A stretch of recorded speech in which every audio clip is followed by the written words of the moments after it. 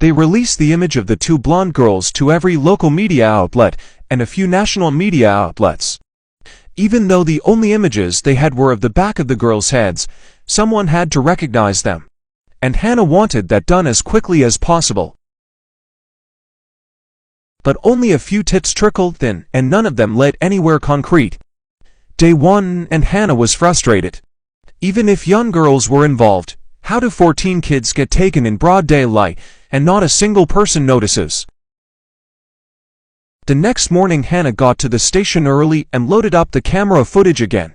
The girls approach Adam. They talk for a minute. Adam walks one way, and the girls walk the opposite way down the street. She pressed rewind and watched it over and over again. She grabbed the lead investigator on the case and sat him down in front of the laptop. She pressed play and waited to see if he caught what she had. Based on his zero reaction, he had not. Did you catch that?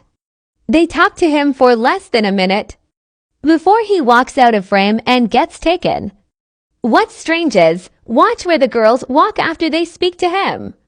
They don't go with him towards that alley across the street. They go the opposite way.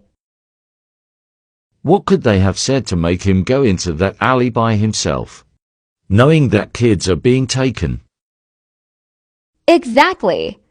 That was my first thought too. What would entice this little boy enough to stop walking to school and go down an alleyway that has nothing at the other end of it? And why didn't they go with him? To avoid cameras. This is the only case so far out of all 14 where they left camera footage behind.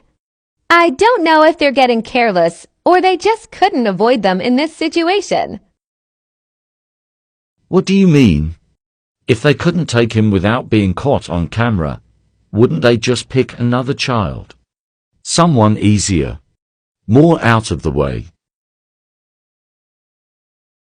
You think these girls are the ones who are picking the children? No. When I studied a case like this in Louisiana, they didn't have a choice who they took. It was decided by the men and women using and at busing the ones taken that chose.